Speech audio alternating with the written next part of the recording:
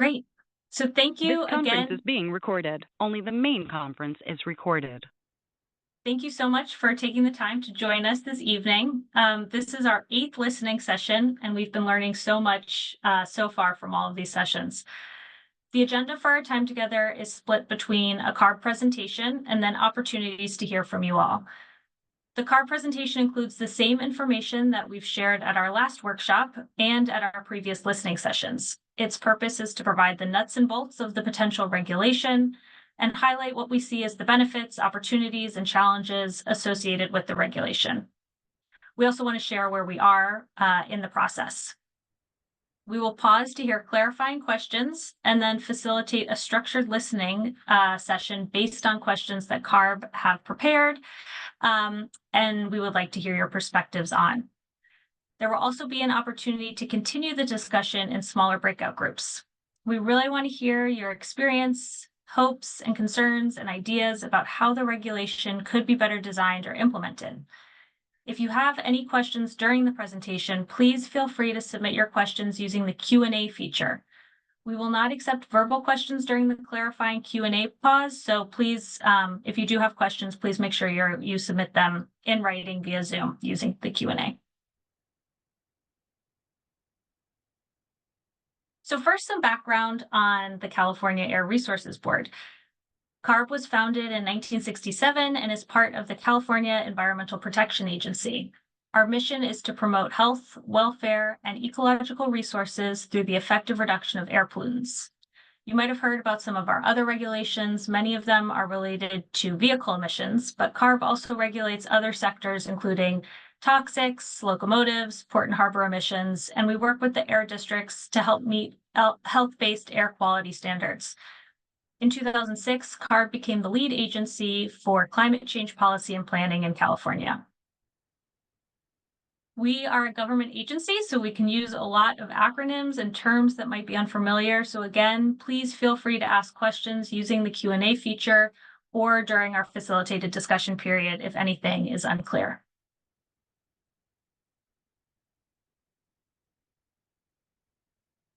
We are targeting heating equipment for a few reasons. First, direct emissions from polluting space and water heaters are responsible for about 8% of total statewide climate pollutants. So those present a real opportunity to reduce a significant amount of California greenhouse gas emissions. Second, space and water heaters also emit air pollutants such as nitrogen oxides, NOx, and particulate matter, which worsen air quality and impact public health. 2 California air districts have adopted or proposed zero NOx rules for space and water heating equipment to improve air quality and reduce rates of respiratory and heart disease. Third, heat pumps used for space heating can increase our access to cooling in homes and businesses that previously didn't have air conditioning. This is because heat pumps can both heat and cool spaces. This increased added cooling is important during more frequent and more extreme heat events or in areas that didn't have air conditioning previously.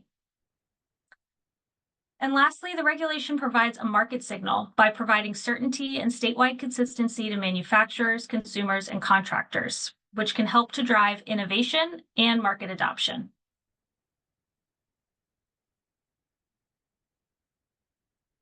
CARB's current proposal would require that all new space and water heating equipment sold in California emit no greenhouse gases.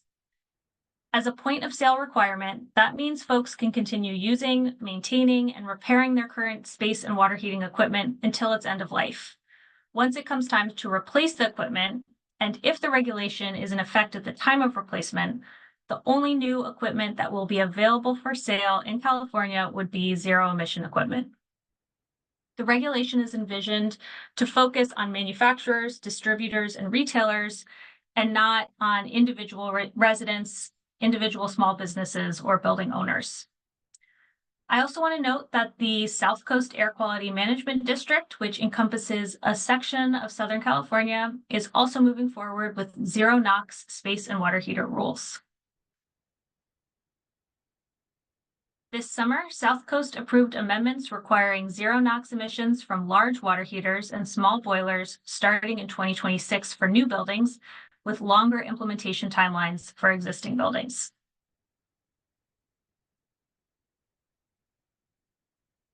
South Coast is also working on rule updates to require zero NOx residential and commercial furnaces and residential water heaters. They are also developing an incentive program. If you're interested, you can sign up for updates. We also have staff from South Coast on the call today who are here to listen to your feedback and answer questions. At CARB, we see these zero NOx rules as complementary to our proposed zero GHG rule, and we're aiming to provide statewide consistency among space and water heater rules. So now onto the details of our proposed regulation. An important element of the regulatory design is to define the type of equipment that will be regulated. For water heating, CARB is considering boilers and water heaters, instantaneous water heaters, high temperature boilers and water heaters, and pool and spa heaters. We've broken down the boilers and water heaters into 3 groups based on heating capacity threshold using British thermal units per hour or BTUs per hour. And a BTU is the energy needed to heat or cool 1 pound of water 1 degree Fahrenheit at sea level. So the size of the equipment typically relates to the size of the building it serves. Our first size limit is defined by boilers and water heaters that are less than 75 kBTUs per hour. So these are typically storage water heaters between 20 to 100 gallons that are found in most small buildings like a single family home, perhaps a water heater in unit in a multifamily building or a small business. Second are boilers and water heaters that are less than or equal to 400,000 BTUs per hour, which are high capacity storage water heaters and high efficiency condensing gas tank water heaters, typically less than 120 gallons. The largest equipment we plan to regulate are the large water heaters that are less than or equal to 2 million BTUs per hour, which are typically large water heaters and small packaged boilers in large buildings. The proposed regulation also includes instantaneous water heaters. So these are also referred to as on-demand or always-on water heaters.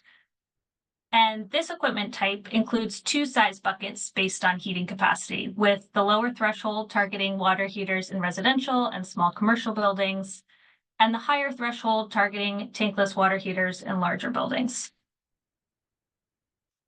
High temperature boilers and water heaters are typically found in non-residential applications like dry cleaners, for instance, and may be used for sanitation or other very specific commercial needs. This one just has 1 capacity bucket. Pool heaters are also included in the proposal, and we plan to keep those, again, all within 1 threshold of under 2 million BTUs per hour. This type of equipment includes most of the residential and commercial pool, spa, and hot tub water heaters. And then for space heating, CARB is considering furnaces that are less than 175 kBTUs per hour, as well as furnaces that are under 2 million BTUs per hour. The smaller capacity bucket will include mostly residential or small commercial space heating equipment like floor or wall furnaces and central furnaces that you would find in homes or buildings under 3,000 square feet. And then the larger furnaces are typically used for large residential, multifamily, or commercial buildings.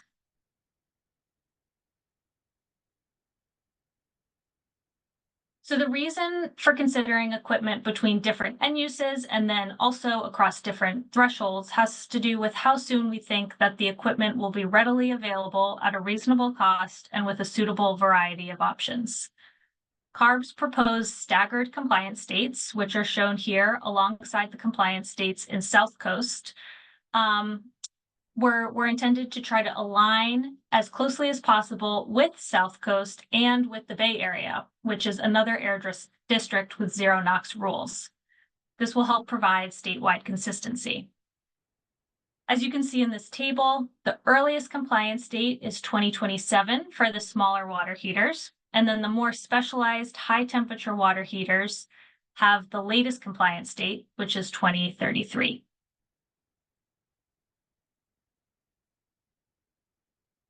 So the chart of equipment types based on BTU per hour thresholds can be sort of hard to visualize. So this slide is here to help show the equipment that CARB plans to regulate. On the left side are images of equipment types that emit climate pollutants, like wall furnaces or natural gas tanked water heaters, often found in homes or businesses. The regulation is technology neutral, so there are different zero-emission technologies available now, including electric resistance, heat pumps, and solar.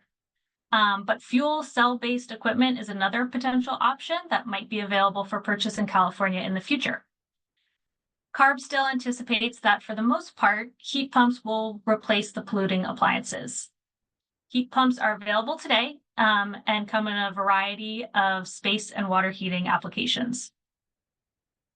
There are some real benefits associated with heat pumps too. So for example, heat pumps use about a quarter of the energy to heat spaces than conventional equipment. And there's a lot of promising heat pump technologies that are becoming more and more widely available. There are heat pumps that work for both ducted and for ductless heating systems. There are heat pumps specifically designed to work in cold climates, all the way down to 5 degrees Fahrenheit. And also encouraging is the development of the 120-volt heat pump water heater, which reduces the need for upsizing the electrical panel because it utilizes a standard electrical outlet compared to most heat pump water heaters, which require a 240-volt circuit. We are still developing the regulation, but we plan to take our proposal to the board for consideration in 2025 with a final rule in 2026. While our public workshops are still sort of the main venue for sharing new information and for hearing public comment, we're also in the midst of expanding our public engagement work, which includes listening sessions like this one.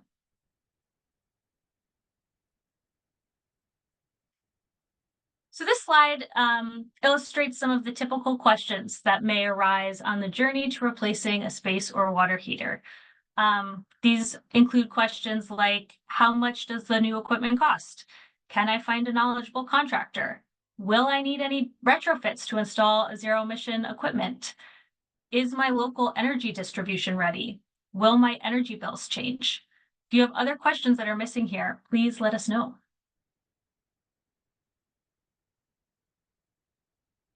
The picture looks different for renters, people both renting a home or renting a space for a business, where landlords are the ones responsible for ensuring adequate space and water heating, and where many renters are already cost burdened. These common questions and the challenges they represent and some of the possibilities available to address them today have all been reiterated throughout the listening sessions that we've attended thus far. We're here to learn from your experiences and to also learn about what would be most helpful for you and others in California as we consider moving forward with this regulation. Zero-emission equipment is still often more expensive at purchase than air-polluting heating equipment. Fortunately, there are many programs encouraging people to adopt zero-emission equipment, many of them through incentives. The TECH program, for instance, offers incentives for heat pump water heaters and space heaters with a higher amount for low-income households. Incentives are focused on investor-owned utility territories. The Equitable Building Decarbonization Program is another, which targets low-income households and households in disadvantaged communities, and includes not only zero-emission heat pump installation, but also covers the cost of pre-decarbonization retrofit needs, like a panel upgrade or remediation for mold, lead, asbestos, etc.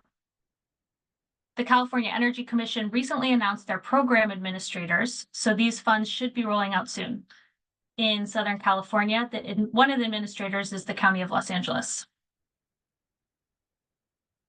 The CEC is also working to administer the new federal funds available from the Inflation Reduction Act to provide rebates on heat pump, space and water heating equipment, as well as electric service panel upsizing.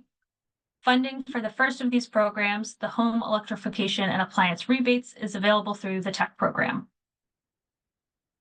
Investor-owned and publicly owned utilities also have a variety of different offerings, and regional energy networks also provide public benefit energy programs. One particular helpful resource is the Switches On, which is an incentive finder where you can plug in your zip code and see a list of incentives that are available in your area. So we've also heard that it can be really challenging to find contractors who are knowledgeable about installing zero emission equipment. Although technologies like heat pumps for heating and air conditioning are quite common in other parts of the country, they still are under 10% of the installed heating equipment here in California. The tech program is one example of a statewide incentive program that has made a concerted effort to encourage contractors to offer more zero emission space and water heating equipment, and they are expanding their training programs this year. The Clean Energy Connection provides a database of contractors so the public can know how to access qualified and knowledgeable contractors. Will I need retrofits to install zero emission equipment? Buildings that don't currently have zero emission space and water heating may need changes to accommodate the new equipment. This might mean changing the equipment location or adding, say, ventilation by installing louvered doors on an existing water heater closet. If a zero emission heater uses electricity, the electric service panel might need upsizing if it's smaller than 100 amps. If someone's not expecting their equipment to fail, getting a replacement could be delayed until the retrofits happen. Some possibilities for addressing these issues include low voltage and portable equipment options that can be a temporary or even permanent solution for buildings without sufficient space or buildings needing to increase their electric service capacity. There are also loaner or rental programs for non-zero emission equipment or the 120-volt heat pump water heaters that can be used until necessary retrofits happen. There are also devices like smart service panels that can help make the most of lower service panel capacity by managing the amount of power demanded by appliances in the house at any given time. If you need to increase the size of your electric service panel to install zero emission equipment, there is also a utility side to this upsizing called increasing the surface drop. In some cases, we've heard that there can be significant cost and delay. The CPUC's staff recently proposed lower cost utility service upgrades for low income households. But this would apply to CPUC jurisdiction utilities, including Southern California Edison and SDG&E, but not other publicly owned utilities. Some areas of the state also experience frequent or prolonged outages, which can be especially hazardous in the wintertime. The CPUC is also working to reduce time to prepare distribution infrastructure to connect more energy resources and energy loads to the grid. During the discussion, we really welcome any experiences you've had with distribution grid issues, outages, and any opportunities you've seen for addressing these potential challenges. Another key question you might be wondering is if and how your energy bills will change. Time of use rates, which are now default for most Californians, are based on the time you're using energy. So electricity is more expensive when the demand is high, but the renewable generation is low.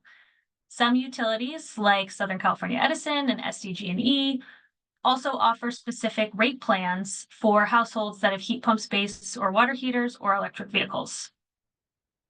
Some technology can also support keeping energy bills affordable, like smart water heaters that are programmed to turn on when energy is the least expensive, or devices like smart thermostats, which can help customers avoid using energy when it's the most expensive.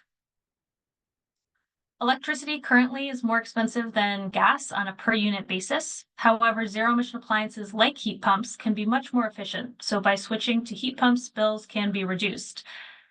This may not be the case always, like if you're switching to an electric resistance technology, which uses more electricity. Finally, insulation can have a big impact on energy bills. So ensuring buildings are well insulated can help reduce energy costs. And another concern we've heard is what a potential regulation means for renters. We recognize the concern that landlords could pass through the cost of expensive zero emission equipment on to their tenants. Some jurisdictions like Los Angeles do cap these pass-through costs, but most do not. The city of LA is considering tightening their policy further to protect against rent evictions. The map on the right shows an inventory of anti-displacement policies in Los Angeles County compiled by the Urban Displacement Project in 2019.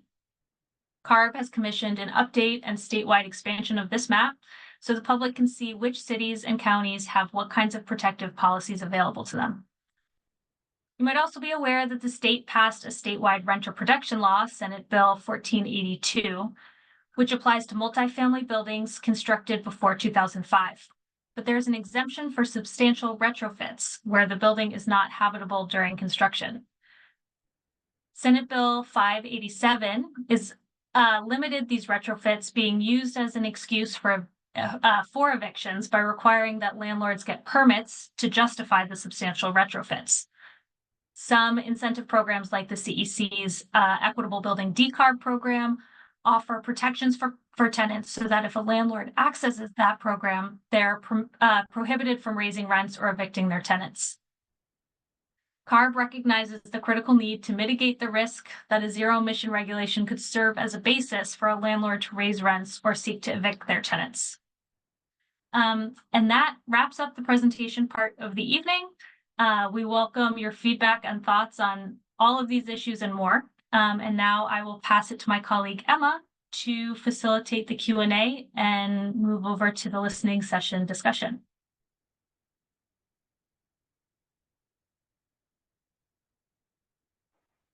Thank you, Maggie, for setting that context. So I'll go ahead and highlight a couple of the questions and answers that have come in writing. Thanks so much for sharing those. One participant noted accessing their preferred language on screen. So if anybody is not seeing their language of choice, just as a reminder, you can click on the button at the top of your Zoom window. If you're in Zoom Workspace, it'll be 2 tabs side by side, or if not, it'll be a green bar, and you can select English slides or diapositivas en español to make sure you have it in your preferred language. And then we also had a correction from Yangrang Zhu at South Coast Air Quality Management District, pointing out that their proposal for water heaters less than 75 kBtu per hour, the compliance date for these in existing buildings is 2027 and not 2028. So thank you so much, Yangrang, for that correction. I'll pause just to leave a moment for anyone else to share questions via the written Q&A.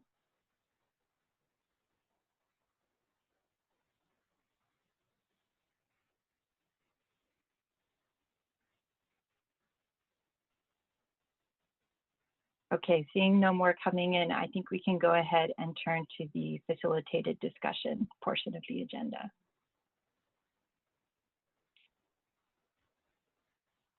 So this listening session is structured a little bit differently from our typical public workshops, with the intention of creating space to hear from you around key themes and questions. So this meeting is outside of typical working hours to give those who might have a personal interest along with a professional one in participating in the discussion. And now I'll give a brief overview of how this facilitated discussion will work. I do see a raised hand. That's great. Yes, we will take raised hands during the facilitated discussion portion. So thanks so much for your patience. So we wrote these 5 discussion questions just to get the conversation started. CARB staff are interested in learning about your experiences to date. We're interested in hearing your feedback on the proposed regulation as Maggie's just presented, and also your thoughts about implementation. What could make the switch smoother for yourself, your friends, your neighbors? And of course, anything else you'd like to share with us that doesn't fit neatly within questions 1 through 3. And then also, as we continue to do our engagement work, we appreciate your highlighting who's missing from the conversation and how we can best reach those who aren't in the room tonight. So as we move through the discussion questions, we're going to be using a tool called Menti, which I'll explain just on the next slide ahead. And so please feel free to share your thoughts and feelings as they relate to our specific questions. And then following the written feedback, we'll have an opportunity for folks to raise hands and add verbal comments. So thanks for your patience with the raised hands as we move into the discussion portion. So to allow for broad participation, we'll limit the verbal responses to about 2 minutes each. And you'll see an on-screen timer and hear a musical cue when your time is up. Our total time for each question is about 5 to 15 minutes. We also have optional breakout groups following this facilitated discussion. So if you have more to share with us, there'll be a further opportunity after this portion concludes.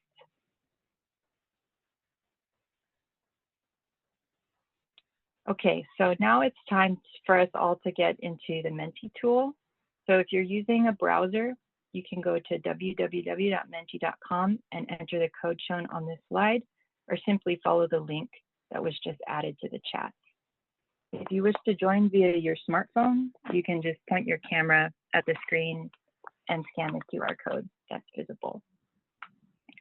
So while folks are getting into the Menti tool, we thought it'd be a good opportunity just for you to hear the names and see the faces of the CARB staff who are here listening tonight.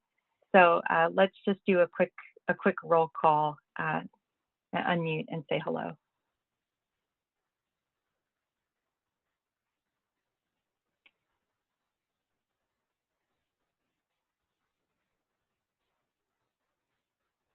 Hi, everyone. This is Dana Papke-Waters. I'm one of the staff working on the team. I'll pass it over to Melanie, I guess. Good evening, everyone. Thanks for joining us. Melanie's, I'm sure. I'll pass it over to Kathy. Good evening, everyone. Thank you for joining us. This is Kathy Zhao. I passed on to Lisa. Hi, everybody. My name is Lisa Ballin. I'm with Sacramento State supporting the CARB team. Hi, everyone. I'll jump in. My name is Cynthia Armour. I'm with CARB. I'll be taking notes tonight. I'll pass it over to Nassim. It's really hard to hear you. Oh, I'm sorry about that. I'll put stuff in the chat, but I'll pass it to Nassim. Hi, I'm Nassim Golestani, staff member working on this regulation. I'll pass it over to Paul. Hey everyone, name's Paul, also part of CARB staff. Nice to meet you all. Thanks, everybody. So hopefully that now everybody has been able to access the Menti tool. So now Lisa Ballin from Sacramento State will help us view the responses. So Dana and Paul can end their screen share.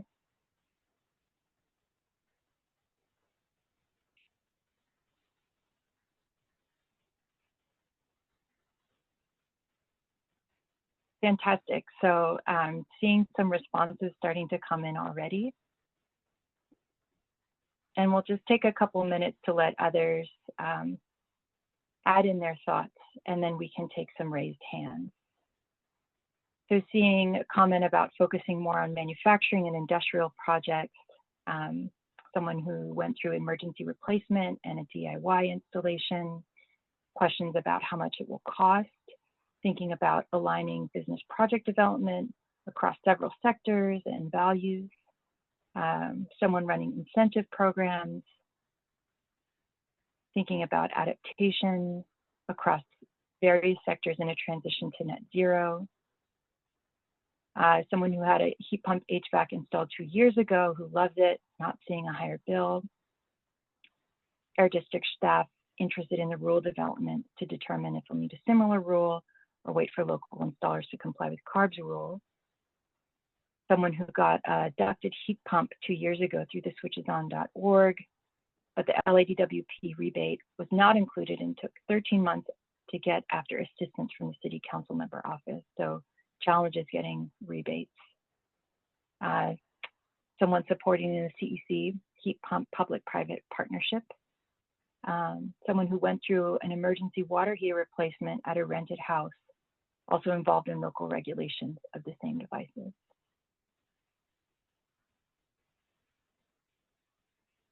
Great. Well, thank you so much for sharing those experiences in writing. It's so helpful to hear the range of perspectives in the room. I think it's a good time to start taking raised hands. I see one already.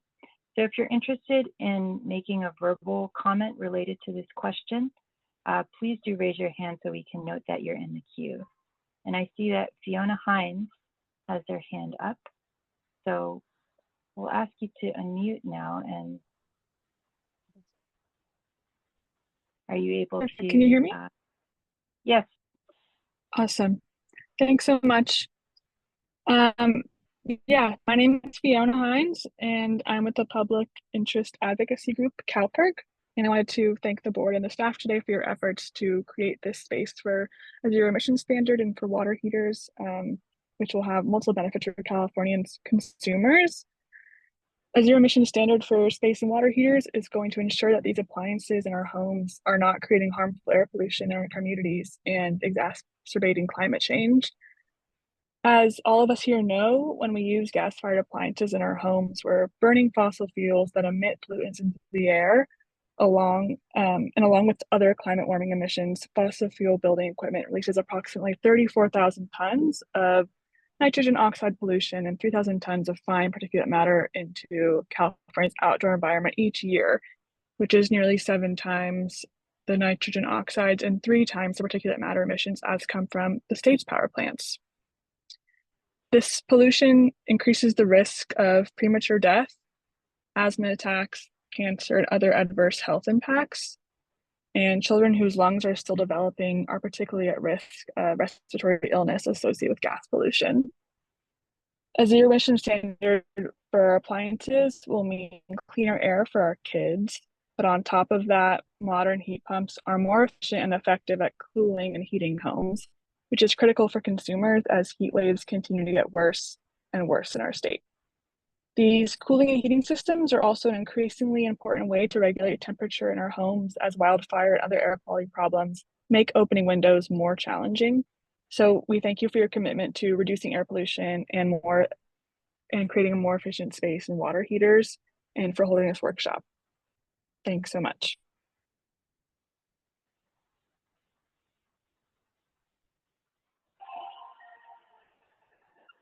Great, thank you, Fiona. Next up, I see Andrea Leon Grossman has a raised hand. So Andrea, we'll ask you to unmute, and you can please go ahead and share. Yes. Can you hear me now? Yes. Yeah, I want to second what Fiona just mentioned, and thank you for hosting this listening session. I myself have gone little by little updating my own appliances, and it has been challenging. I did get my heat pump, my ducted heat pump a couple of years ago, and one of the things that I did see as I did this was that I eventually had a peak. And with that peak, with DWP, once you access the 3rd tier, even just once, DWP will penalize you for an entire year for accessing tier 3. So I think that there's a couple of things there. We need a way to alert folks that you're nearing peaking, or some way to know that you're about to access that tier, so that maybe you can stop using your induction stove or your clothes dryer or whatever you might be using, if you can afford to do that, so that you don't accumulate all those fees for an entire year, which is about $45 per billing cycle, which is a lot of money. Or also, we need to be creative with the way that we do billing for folks who might not have an alternative but to peak. There's folks who might be working 2 or 3 jobs and might have to come home and have to use all the appliances at once. So I think we need to make sure that we factor in equity when we look at electrification, and make sure that we don't penalize people for going electric. And that's it. Thank you so much. Great. Thank you. Thank you, Andrea, for sharing your perspective and experience with us. I really appreciate it. Are there any more folks in the Zoom who would like to share something verbally related to their experience with space and water heating equipment replacement?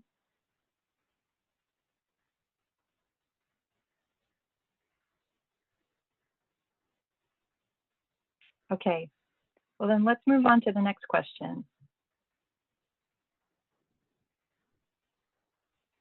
So we already have a couple ideas here. Our second question is, what should CARB staff bear in mind as they design a regulation and plan for potential implementation? So let me take a moment to take in what's here. So a couple of comments about the true cost of installation and the rebate and support that will be needed. Another comment about costs, also the timing for electrical panel upgrades.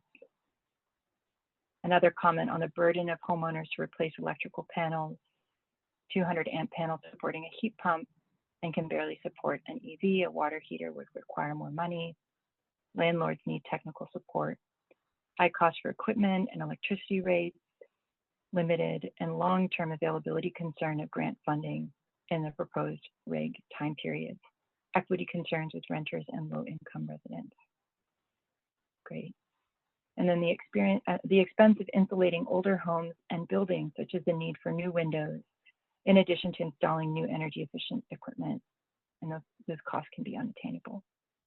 And what is this going to cost the consumer? Will there be enough incentives? How will you keep electricity rates down? And are there GHG emissions associated with heat pumps? Great questions. Just on the last, in terms of GHG emissions associated with heat pumps themselves use a refrigerant, which does have a global warming potential if it leaks from the unit, but with appropriate refrigerant management, we'd like to reduce any unwanted greenhouse gas emissions from the heat pumps themselves.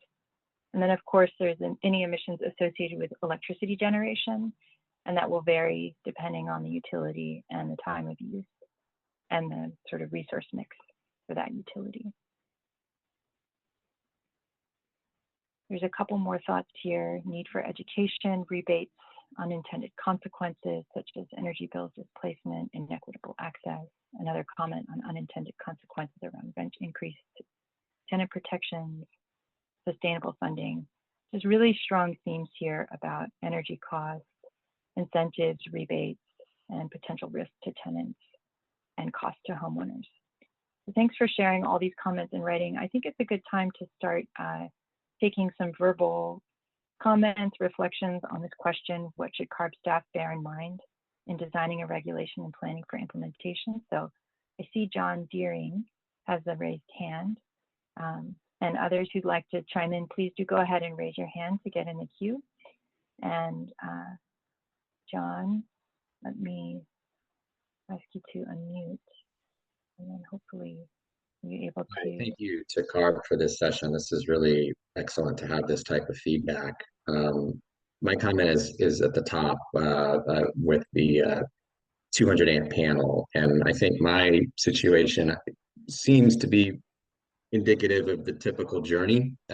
Proudly on the journey. I did replace my heat pump last year.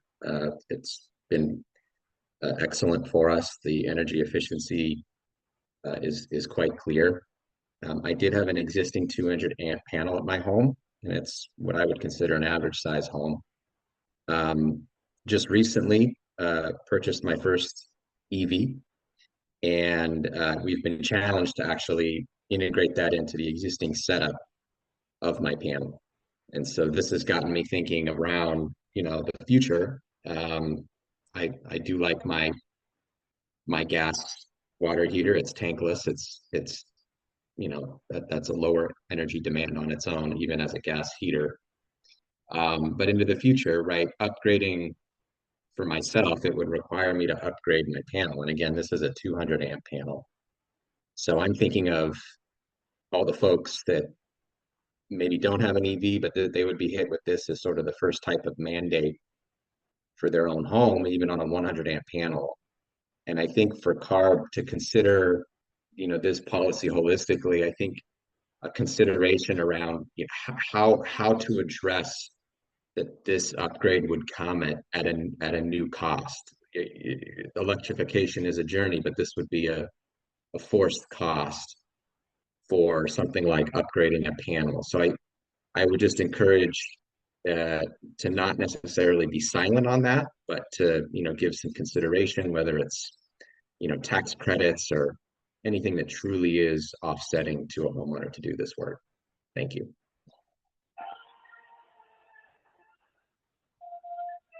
Great. Thank you. Thank you, John. Next in the queue, I see Edgar Barraza. Edgar? Yes. Hi, Emma.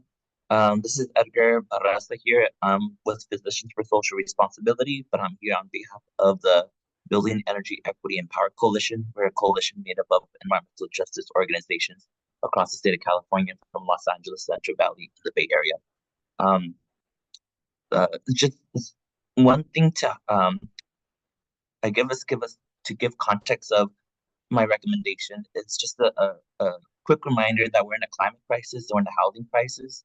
So when we're talking about tenant protections, we're also talking about them in the fact that folks are being massively displaced, and corporate landlords are using any excuses to help displace renters at whatever tools they have accessible to them.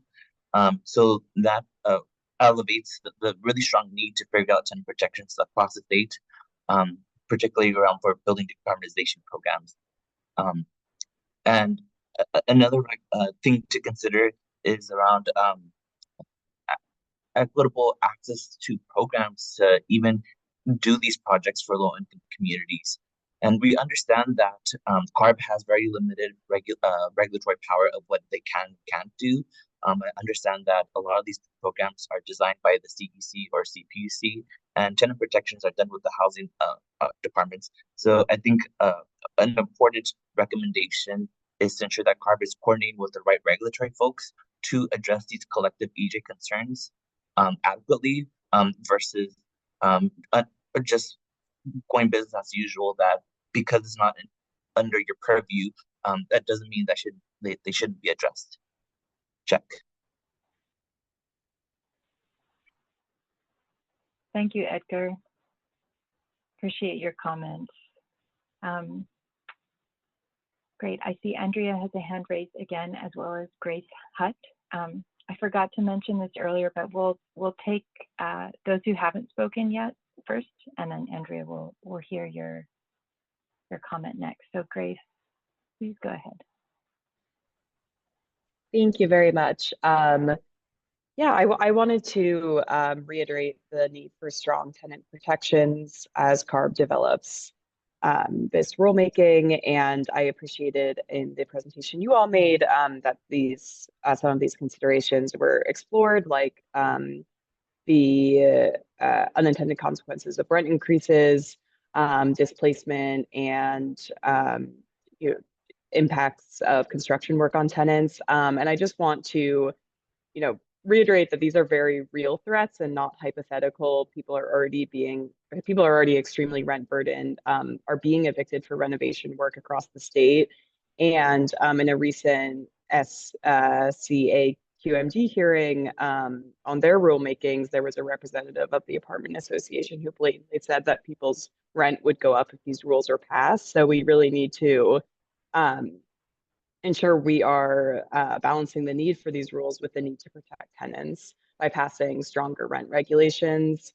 And I just wanted to share some ideas as how CARB could do this, including working with the state legislature to ban pass-through costs, create stronger statewide rent caps, remove substantial remodel as a basis for eviction, push for the California Department of Housing and Community Development to enforce these rules, and also better regulate construction in rental units.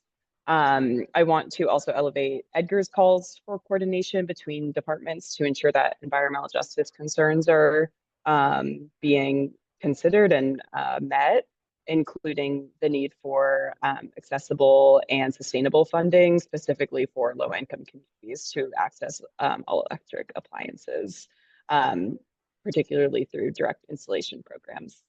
Thank you.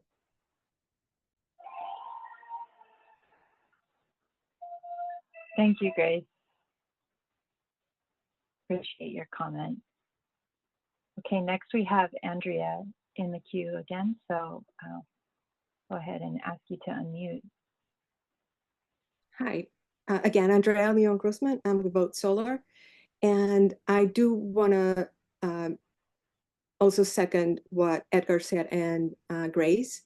I think that we need to ensure that we don't have any displacement from existing buildings and make sure that we are also not poisoning people where they live with gas appliances.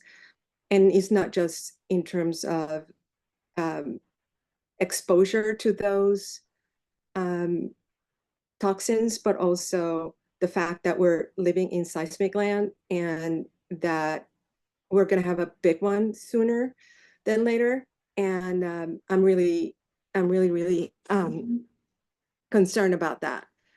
And I also heard something during the presentation about considering fuel cell appliances, and I just don't think that should be considered. I think electrification is really the way to go. And one more thing about the first speaker, because I'm also now, my last appliance is going to be a water heater. And I have gone back and forth whether I need a new panel or not. And the consensus is that I do not need a new panel. I have a 200 amp panel. And the reason I do not need a new panel, even with an EV, is that I'm not going to be charging my car and using the induction stove and the heater and like every appliance at once. So I had a few electricians come by and basically tell me I do not need a panel upgrade. So I think we also need to be conscious of the resources that we're going to use and how we're going to use them. So I think, again, I think we need to be cautious with our resources. Thank you. Thank you, Andrea. I really appreciate all the comments in this section. So I'll make one more call for raised hands for any further comments, perspectives on this question. And I also see there's a couple of questions that have come in via the Q&A. So after we hear from George, I'll address some of those Q&A questions and then we'll move on to the next. So yeah, George, please go ahead and unmute. Yes, hi. Thank you for your time and thank you for CARB staff for organizing this. My name is George Boutros. I'm with Orange County Business Council, or OCBC for short. And just generally, our organization supports sustainable public and private infrastructure that prevents, or rather, protects public health, facilitates a well-educated public and workforce, and supports a robust economy. But some of the concerns that we have regarding some of CARB's proposed rules, and there's similar concerns that we had with SCAQMD's two proposed amended rules that were mentioned earlier in this meeting. Namely, one of the concerns is that we don't think that there hasn't been enough time and enough listening sessions, especially in the Southern California region, to collect enough information and data regarding the overall impacts that these rules would have on the business community in Southern California. And we generally think that these rules would have significantly negative impacts on the housing market, which was mentioned earlier by a few other speakers as well. And that's a real big point of contention, especially in Orange County throughout Southern California generally. Another thing that we think might be impacted is commercial businesses throughout Southern California. And we think that they'll be burdened with the lack of available choices when considering space and water heaters for their facilities, making the cost of doing business more expensive as a consequence of additional burdensome regulation. And one of the questions asked in the mentee was, who else could be a part of the conversation? And I think generally the business community throughout the region could have a lot to say or recommend in regard to the rules being proposed here. And aside from that, OCBC would be happy to continue this dialogue. And I would like to personally thank you for your time and consideration. Thank you. Thanks so much for the comment. And so now I'll turn to a couple of the open questions in the question and answer queue. So one came in from Robert Glass regarding manufactured homes and zero emission space and water heating requirements. So we are looking to South Coast approach, and I think broadly we're approaching manufactured and mobile homes along similar lines. We're exploring if that subsector of residential housing might need lengthier compliance timelines given the state of technology for that subsector. So thanks for bringing that in, Robert.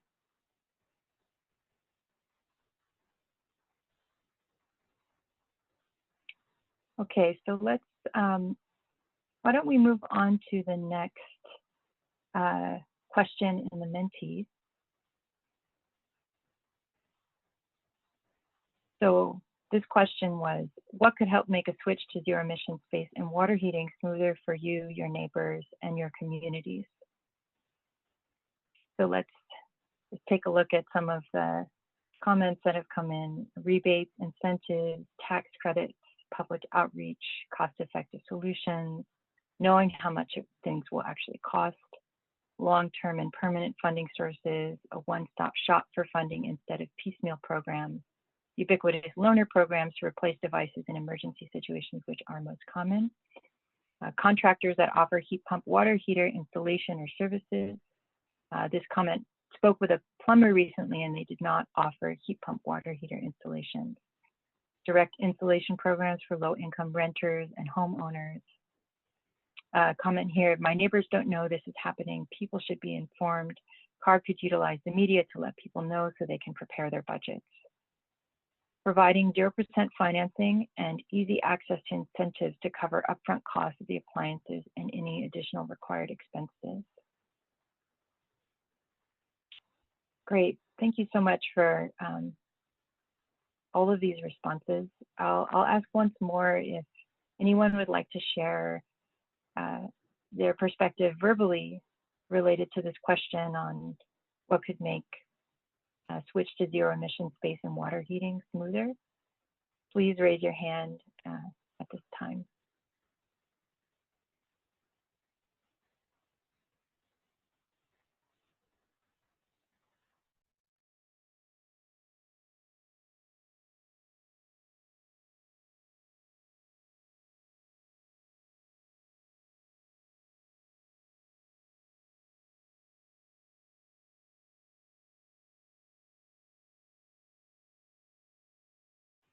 I'll trust that everyone feels complete in their shares. Oh, here's one more comment coming in. Some tours of homes that have gone all electric, CO2 emissions and air quality with an AeroNet device are similar, upfront rebates and make them user friendly. Yes, I am aware, and I think I wasn't able to attend, but I know recently the city of San Francisco had a electrification fair. So there's a lot of local energy around providing these learning opportunities. Okay, I see Edgar has a hand raised again. So Edgar, please go ahead and unmute yourself. Let's see, Yes, thank you. So I've been engaging with community members in Southeast LA through one of the organizations, our Scope, and we've been having a lot of dialogue with the community leaders around what is it needed to help decarbonize our homes. And there's so many barriers that exist that enable a smooth process, such as trying to find incentives, particularly direct install programs that actually upfront the cost versus low-income folks having to pay up the front cost of these technologies.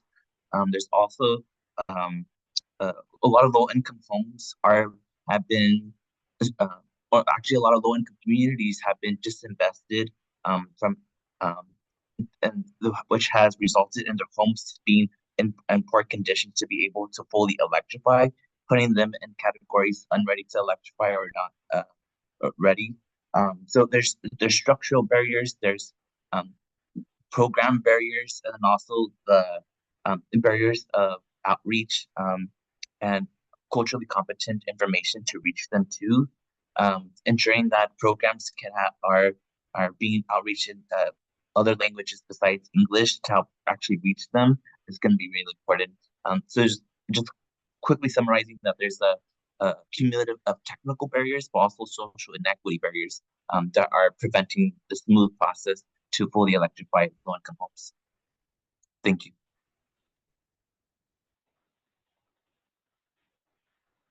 Thank you, Edgar. Yeah, appreciate your comment.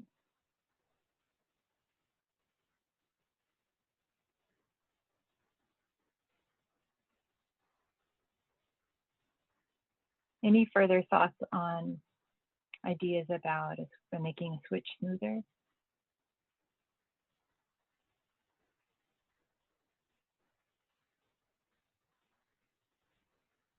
Okay, why don't we move on to our fourth question then? So this question, we wanted to make sure to include just an open-ended question and space to share whatever else might be on your mind in relation to the regulation. So, well, thanks for your appreciation. We always, that's encouraging to know that our efforts are appreciated, so thank you. The diagram for who owns what. Yes, we can't take credit for that one. It's from, I think, Redwood Energy, I believe, but it is a really wonderful illustration. A comment here, the best way forward is through a comprehensive approach and inclusive dialogue to addressing the state's infrastructure needs and including business leaders and sectors that would be impacted here. Thank you. Consideration of the combined financial impact of increased electricity rates in combination with zero emission appliances, vehicles, et cetera, and any necessary panel upgrades that might be necessary. And then a comment here, there's not been enough time to collect a robust set of data and information regarding the overall impact these rules would have on the business communities throughout Southern California. And then here, so much gratitude for the listening session. CARB should consider having town halls in environmental justice communities along with tenant rights organizations. Great, thank you so much for all of these comments. We really appreciate hearing your perspective on these efforts and the regulation. So I see that John has a raised hand once more. So John, I'll just go ahead and allow you to unmute. Yeah, please go ahead. Thank you. This just continues from my earlier comment, my comment here was on the diagram for who owns what between customer and utility. As I was, doing some of these new equipment, heat pump and EV, it did require some troubleshooting in terms of service. We were having our lights flicker and we couldn't tell who was responsible for what. And so a diagram like this actually would have been super helpful for me in the moment. I was going through troubleshooting with my electrician and the utility company. So I know this is sort of a bit out of scope for CARB, but I would strongly recommend, if there's any way, for anyone who's making these major appliance upgrades or EVs that maybe 5% of people that have to deal with panel upgrades, if they could get something like this, automatically sent to them, because it actually was, requiring us to figure out who needed to take care of what. Edison was really great when they came to my home to troubleshoot, but I was just sort of dependent on how they usually do business, basically from their lines person who was out there. Seeing that type of diagram would have really helped me, be specific on troubleshooting. And then just one other comment is just around, and it was on that same slide, which is, upsizing the electric service. Utility companies may have to upgrade even transformers and so on and so forth. And so I got so deep into our troubleshooting on my home that, I had heard anecdotal stories from pretty reliable sources that even some of the utility companies, they throttle down their transmission, or I should say their transformers and sort of the localized energy network.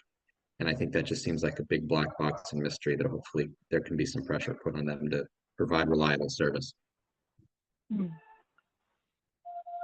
Thanks, John, so much for sharing more about your experience with us. Yeah, really appreciate it.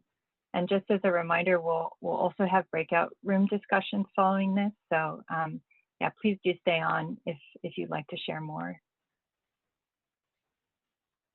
So yeah, any other comments here verbally that you'd like to share with us about your perspectives on the proposed regulation?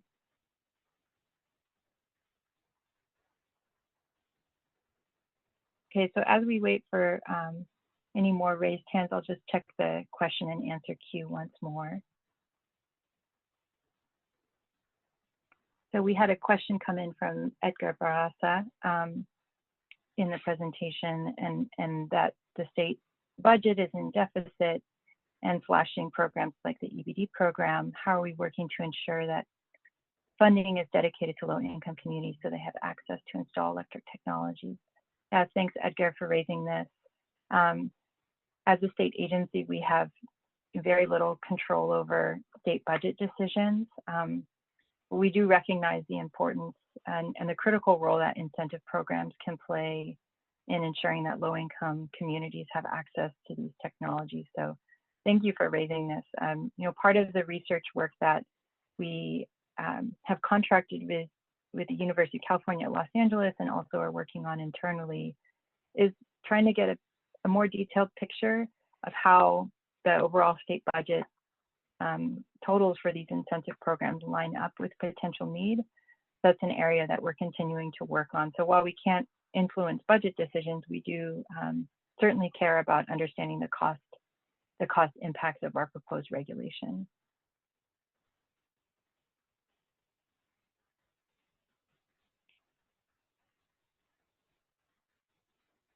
And then we have another question here from Jessica Frankel about how the proposed regulations will be enforced. Currently, we're thinking enforcement would happen primarily at the manufacturer, distributor, and potentially retailer level, wherein certified approved zero-emission equipment would be permitted to be sold in the state of California. We're in process in our research and collaboration with the enforcement teams at CARB to develop a more specific proposal for regulation enforcement, but we are intending that the regulation would be focused more so upstream. So wouldn't include, for example, inspections at residences and the like, but rather an upstream regulation on equipment that's sold in the state.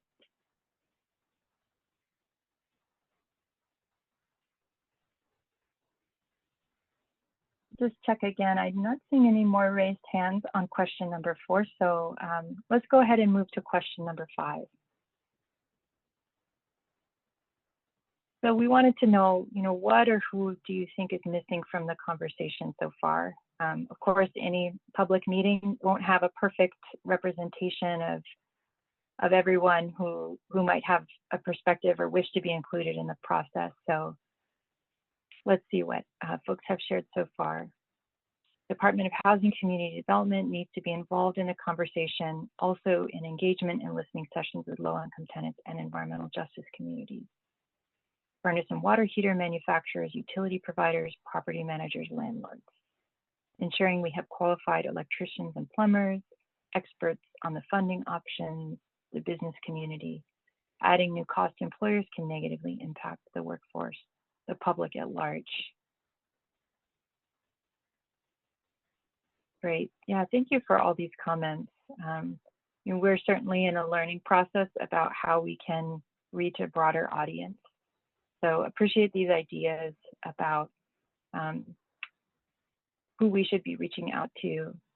And I'm observing here too, it sounds like some of these comments are also related to who you'd like to see present from other agencies at CARB workshops or listening sessions here, CPUC, CEC, and housing departments. We have staff level conversations with people who are working at those agencies.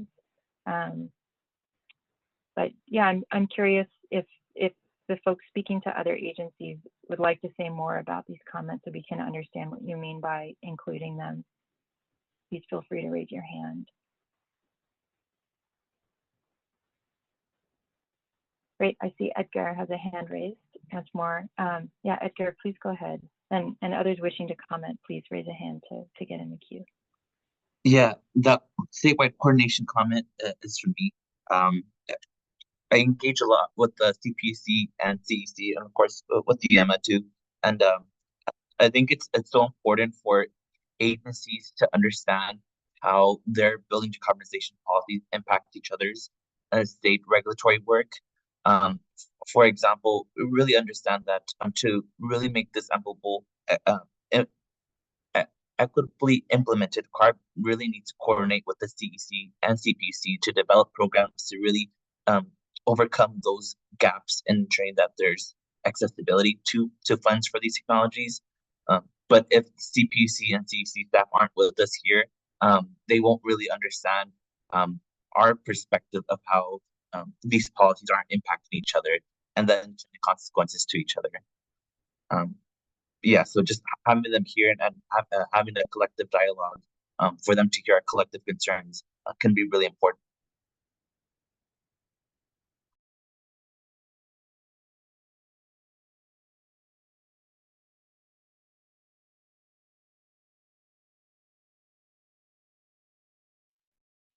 Yeah, appreciate that comment. I'll mention that we have had PUC staff join us at one of our in-person listening sessions, and I agree that it was really so helpful to have them included, especially because a lot of the comments were related to a PUC program. And often agency staff will join and listen in on one another's workshops, but that reassurance that multiple agencies are there to hear the feedback from the public is heard, and thanks for sharing that comment.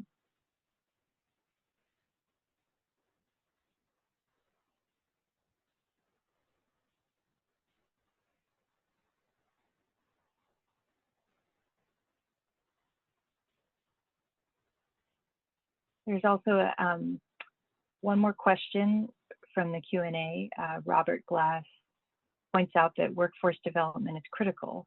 There aren't enough HVAC technicians to meet the California 6 million heat pump goals. What can CARB do to support this need? Thanks for highlighting this, Robert. I'll say that right now we're really in a learning space about workforce needs and potential opportunities to encourage developing the workforce. We were fortunate to have the Construction Trades Workforce Initiative as a co-hosting partner for a recent listening session at the UA 342 Plumbers and Pipe Fitters Training Facility out in Concord. So we heard from them their perspectives on opportunities for high road labor to be part of a zero emission space and water heating transition, and got to tour some of the training facilities where they're helping build the next generation of the workforce to install zero emission heating equipment. So I was encouraged to see that work. I think it's less clear to us at this point what specific role our regulation might play and our team might play in this work. But we appreciate any specific recommendations you might have, not just in terms of the regulation, but insofar as we're thinking about implementation and we're in dialogue with other agencies.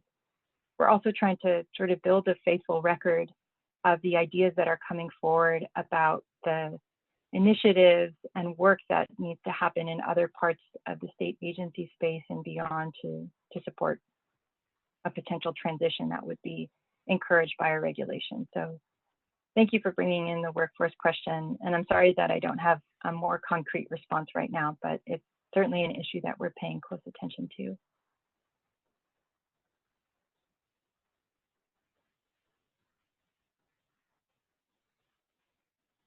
Are there any more verbal comments around question number 5 about what or who is missing from the conversation?